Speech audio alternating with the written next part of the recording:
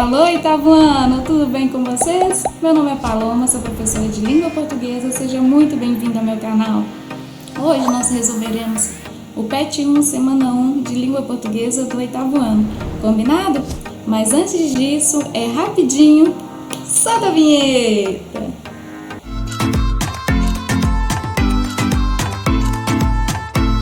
Queria falar com vocês a respeito da resenha crítica para ficar mais tranquila a resolução das atividades. Fechou? A resenha crítica está ligada a uma tipologia textual chamada texto argumentativo. Hoje, em sociedade, nós temos 5 tipos: narrativo, descritivo, argumentativo, expositivo e injuntivo. E qual que é a principal característica quando o meu texto é argumentativo? Expor uma opinião, expor uma informação, uma tese, ok? Qual que é a principal diferença dele? É que quando ele vai te expor, vai expor ao leitor uma informação, ele dá o seu ponto de vista. Entendido? E o que isso tem a ver com a resenha crítica? Tudo. Primeiro, a resenha crítica é um texto informativo, ou seja, a intenção dele é informar algo para alguém. Segunda característica, ele é um texto opinativo. Como assim?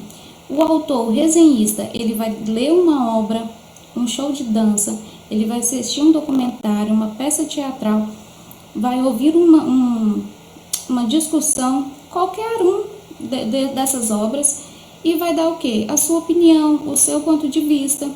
Ah, professor, então quer dizer que a resenha crítica, ele vai criticar aquela obra? Ok? Nem sempre. Nós temos dentro da resenha crítica 3 tipos, Ela pode ser uma crítica positiva, aí ele vai expor algo, que favorece a obra, que é a favor daquela obra. Ele pode ter uma crítica negativa, que aí vai ser desfavorável à obra, mas ele também tem um ponto muito interessante, que é uma crítica construtiva. E o que é isso? É quando eu exponho os pontos negativos, mas faço sugestões daquilo que pode ser melhorado. Aí é bom, né? Então, assim, resumindo, a resenha crítica é um tipo de texto que vai pegar uma obra, e vai analisar ali quais são os seus principais pontos, os pontos chaves, os pontos mais importantes, e vai informar isso para o leitor. Quando ele informa isso, o seu ponto de vista, o seu achismo ali daquela obra, ele vai expor a sua opinião, podendo ser positiva, negativa, tudo bem? A principal característica é essa. Então, vamos partir agora para a leitura de um texto, e eu vou falar uma coisa para vocês. Para fazer a leitura do texto, pode ser que os slides não fiquem assim tão bons, sabe? Então, vocês podem abrir uma página aí da internet e acompanhar, ou se você tem um PET impresso, você também pode fazer a leitura aí pelo seu PET impresso, não tem problema algum, nós estaremos juntos, separados, não é isso mesmo? É bom que esse texto ele tem a leitura bem tranquila, tá? É um texto um pouquinho extenso, mas a gente vai fazer aqui rapidinho. Acompanhe aí comigo em tela e faça a leitura. Emicida Amarelo, é tudo pra ontem, exibido pela Netflix. Imprescindível. Esse é o título da obra, tá, gente? Entre idas e vindas no tempo, o documentário da Netflix, Emicida Amarelo, é tudo para ontem. Traça com exímia fluidez diversos paralelos entre o presente e o passado, focando na luta de personalidades negras que, com muita coragem e determinação, abriram caminho para as futuras gerações. Seguindo essa abordagem, o estreante na direção, Fred Ouro Preto, adota uma estrutura narrativa não linear e fragmentada que visa sobretudo explicar o fenômeno que culminou no show do rap Emicida em 2019 no Teatro Municipal de São Paulo, espaço majestoso frequentado majoritariamente pela elite branca paulista, muito embora construído e arquitetado por pessoas pretas convenientemente apagadas da nossa história. A trama formalmente recorre a um modelo dividido em 3 atos, batizado pela obra como Plantar, Regar e Colher. que atendem ao propósito de organizar as sequências que alternam entre breves animações meramente ilustrativas, imagens de arquivo de acontecimentos históricos, cena dos bastidores em estúdio e a gravação da apresentação do músico no teatro. Tudo devidamente amarrado pela narração de Emicida, que, apesar de se tornar famoso justamente por travar intensos duelos contra outros MCs, finalmente apresenta sua faceta serena e conciliadora, guiando o público rumo a intenso e emocionante resgate da cultura negra brasileira, cujas raízes são muito mais profundas do que a maioria de nós sequer imagina. Embora falte ousadia e uma maior inspiração por parte da direção, um tanto quanto formulaica demais para a proposta do documentário, o ritmo da montagem e edição torna a experiência em geral consistente e prazerosa. Além disso, o texto nunca se perde em divagações desnecessárias ou incluídas à toa de modo abrupto. Cada linha de diálogo possui seu devido propósito e contexto, movendo a trama sempre adiante. Também há um minucioso trabalho de pesquisa, no qual muitos dos fatos apresentados se conectam de maneira bastante orgânica, apesar de inicialmente soarem dissonantes. Um bom exemplo disso é a inusitada correlação que o filme sugere entre o recente surto da Covid-19 com o surgimento de um grupo musical Oito Batutas, formado em meio à pandemia da gripe espanhola em 1919. Com um prisma que absorve luz branca e a converte em todas as demais cores, a fotografia da longa-metragem utiliza imagens em preto e branco, cuja cor branca é levemente acentuada, para retratar acontecimentos do passado em contraponto a uma paleta de cores variadas e vibrantes ao se referir ao presente. Assim, se denota um certo otimismo e fé que o amanhã será melhor que ontem, ou para além disso, propondo que só é possível corrigir os erros do passado olhando para o agora. A trilha sonora é composta inteiramente por músicas do profético álbum Amarelô, justificando assim parte do título da produção. Em vez de somente ambientar, as canções cumprem o papel essencial de conduzir a narrativa, ditando os temas de cada segmento e colaborando na conclusão dos arcos de maneira catártica. Assim como a narração que passeia sem pudor entre diferentes períodos, os ritmos musicais também aderem a tal proposta, mesclando rap e samba e batizando o resultado de neo-samba, uma vez que, segundo o narrador, os antigos sambistas já tocavam algo semelhante ao rap muito antes do gênero ser criado nas periferias estadunidenses, algo bem emblemático que reforça ainda mais o sentido da obra. Imprescindível, o documentário Emicida Amarelo é tudo para ontem.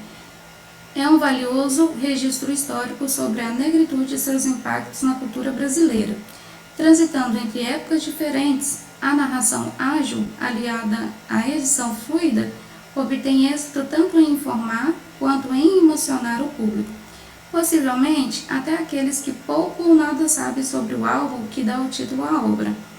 De antigos artistas negros a Emicida, o filme condensa mais de 100 anos de história em cerca de 90 minutos, culminando finalmente no apoteótico show do rap que, em alto e bom som, convida todos a refletirem sobre o agora, para que o passado nunca mais volte a ser o amanhã.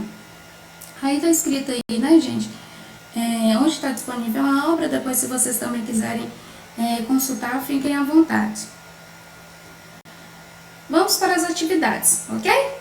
1. Ao escolher esse gênero textual, o autor do texto objetivou a. Construir uma análise irônica do documentário? Não, né, gente? O texto ele não tem essa característica de ironia. B. Evidenciar argumentos contrários ao documentário do rap Emicida? Não. Lembra que eu falei para vocês que ele tem um viés, né, uma conexão lá com o texto argumentativo? Sim, nesse ponto ele está certo.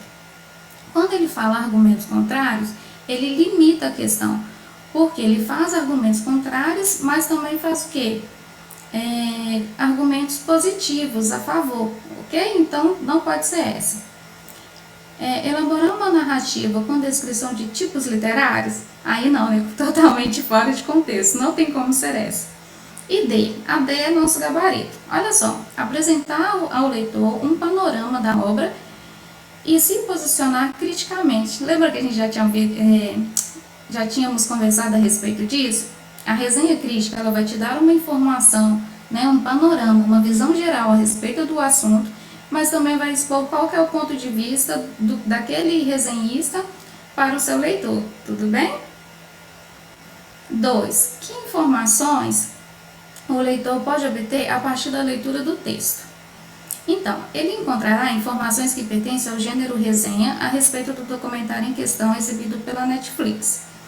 Além da resenha, é notório que o autor do texto expõe seu ponto de vista e faz as devidas críticas, não só positivas, mas também negativas. 3. Segundo Alan Fernandes, que é o resenhista, né? Quais são os pontos negativos do MC Tamarelô? É tudo para ontem. E os positivos? Então, gente, essa questão aí ela tem um viés assim bem pessoal. Eu vou pôr aqui, né? Vou expor aqui para vocês o que eu penso, o que eu achei lendo, né? A resenha desse autor. Faz o seguinte, coloca aqui nos comentários o que você achou, quais são os pontos que você descreve aí dele como positivo, quais são os negativos, e a gente vai trocando informações, tudo bem?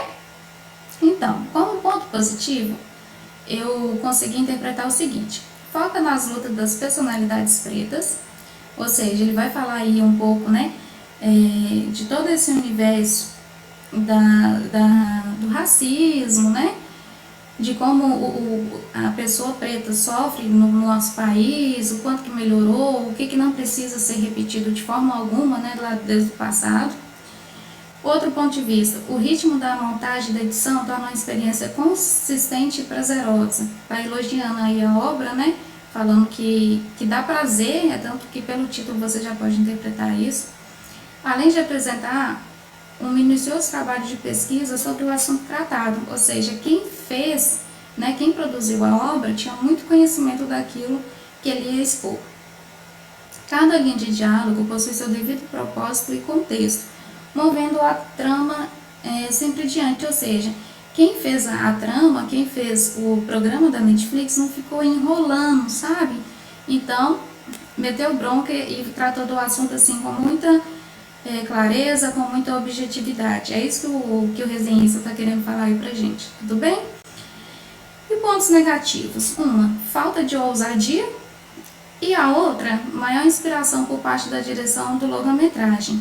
Ou seja, né, faltou ali um pouquinho mais de entusiasmo para falar de um assunto tão importante, tão recorrente na nossa sociedade. Muitas idas e vindas, ou seja, né, parece que começou, parou, o que também aí não foi muito positivo, né? Aliás, não foi nada positivo. 4. Em várias passagens do texto, a opinião do autor é sugerida pelo uso que faz de palavras e expressões. Transcreva pelo menos um trecho. Qual a importância para os leitores da opinião pessoal do autor em um texto como esse? Mas aí tá fácil, né? Nós já conversamos várias vezes a respeito disso. Cada linha de diálogo possui seu devido propósito e contexto, movendo a trama sempre adiante. Esse aí foi o trecho que eu escolhi para mostrar para vocês qual que é a opinião do autor. Teve uma ideia diferente? Comenta aqui, deixa aqui nos comentários, tudo bem? Como já é próprio do gênero textual, resenha crítica, a opinião é muito importante para auxiliar o futuro telespectador da obra, o que vai ser ou não encontrado na longa-metragem analisada. Então, o que vai ser ou não encontrado? É a crítica, é o ponto de vista. Você só sabe, né, o que você vai assistir porque você já viu essa obra, né, já leu, já ouviu, através dos olhos do resenhista. Tranquilo? Número 5. Como pode ser interpretado o título do texto? O título já expõe claramente a opinião do autor assim que ele escreve o nome da longa-metragem com a palavra imprescindível. Logo em seguida do título. Ou seja, algo que não pode deixar de ser assistido. E aí, gostou? Tem alguma dúvida? Deixa aqui nos comentários, tá bom? Assim que puder eu vou responder a todo mundo. E mais, curte, inscreva-se, compartilha. Ó, um beijo e obrigada por tudo sempre. Até mais, hein?